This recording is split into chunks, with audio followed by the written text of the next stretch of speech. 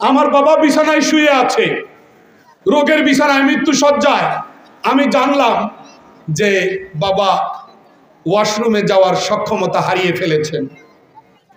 তিনিও একজন chairman, long time চেয়ারম্যানই করেছেন। তিনি পায়ে হেঁটেও বাথরুমে যেতে পারবেন না, বুঝছেন না? এখন ওই রকম বিছানায় ওই রকম পায়খানা প্রস্রাবের প্রয়োজন মিটাইতে হয়। তো বিছানা ওই রকম একটা বিছানা, এখন বিছানা ওই রকম দরকার, যদি ইচ্ছা করলে উঠে বসতে পারে, ইচ্ছা করলে শুইতে পারে। তো আমার আমেরিকার ভাই, আমার ঢাকার বোন, তারাও ইন্টারেস্টেড বাবার সেবায়, কিন্তু আমার মন চাইলো আমি এই সুযোগটা অন্য সব ভাই বোনদেরকে না দিয়ে আমি সবচেয়ে আগে নিব। তার হুইল চেয়ার দরকার, এই সুযোগটা অন্যদের চেয়ে সবচেয়ে আগে আমি নেব।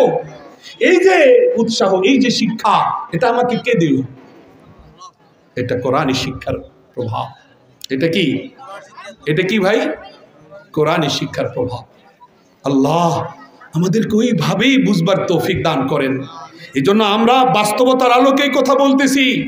ধর্ম শিক্ষার এতটাই প্রভাব যে এই শিক্ষার্থী মানুষেরা মা বাবার যেই রকম অনুগত হয়, এই শিক্ষার্থী মানুষেরা কর্মজীবনে যেরকম বিশ্বস্ততার স্বাক্ষর রাখতে সক্ষম হয়, এই শিক্ষার্থী মানুষেরা দাম্পত্য জীবনে যেরকম বউ বাচ্চার প্রতি আন্তরিক হয়, তুলনামূলক বিশ্লেষণ করে এই বাস্তবতা বেরিয়ে আসছে অন্য সার্কেলের মানুষেরা তুলনামূলক ওই পর্যায়ের না। এটা ধর্ম শিক্ষার প্রভাব। আল্লাহ আমাদের সকলকে কোরআনী বাগানের সুরক্ষায় এগিয়ে আসার তৌফিক দান করেন। আরিফে রুমি রহমতুল্লাহ আলাইহির কথা, ভাবনাটা এমন হওয়া চাই, চিন্তাটা এমন হওয়া চাই, সিদ্ধান্তটা এমন হওয়া চাই যেন রাস্তাটা, সঠিক রাস্তাটা উন্মোচিত হয়। রাস্তাটা এমন হওয়া চাই যেন আল্লাহকে পাওয়া যায়। মানে ভাবনা ভুল হইলে রাস্তা ভুল হবে, রাস্তা ভুল হইলে গন্তব্যে যাওয়া অনিশ্চিত হবে। এই জন্য গন্তব্যে যাওয়া নিশ্চিত করতে গেলে রাস্তা ঠিক করতে হবে। রাস্তা ঠিক করার আগে কোন রাস্তায় চলবো সেটা ভাবতে হবে। এই জন্য আরিফে রুমি রহমতুল্লাহ আলাইহি বলেন, তুমি আগে তোমার ভাবনা ঠিক করো, তোমার চিন্তা দর্শন ঠিক করো, অটোমেটিক রাস্তা ঠিক হয়ে যাবে। আর রাস্তাটা যখন তোমার সিরাতে মুস্তাকিম হয়ে যাবে, তখন আল্লাহ অটোমেটিক তুমি পাবা, আল্লাহর সন্তুষ্টি, আল্লাহর রেজামন্দি তুমি পেয়ে যাবা।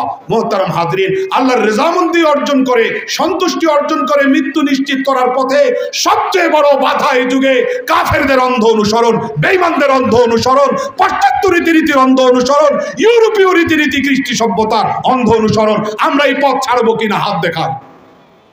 ছাড়বো তো ইনশাআল্লাহ, সর্বক্ষেত্রে না কিছু কিছু ক্ষেত্রে? আল্লাহ সবাইকে কবুল করেন।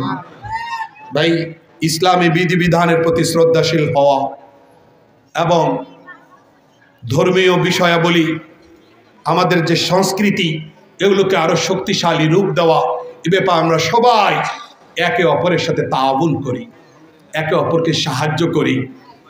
আর তাদের কথা মানলে তারা আমাদের 12টা বাজাইয়া ছাড়বে। আল্লাহ এরকম ভবিষ্যৎবাণী দেওয়ার পরেও কেউ যদি এরকম আত্মঘাতী সিদ্ধান্ত গ্রহণ করে, তাহলে তার ঈমানের কোনো ক্লেশ থাকবে না। ঈমান নিয়ে কবরে যাওয়া এই নিশ্চয়তাও আর থাকবে না। আল্লাহ আমাদের সবাইকে কবুল করুন, আল্লাহ আমাদেরকে হেফাজত করুন।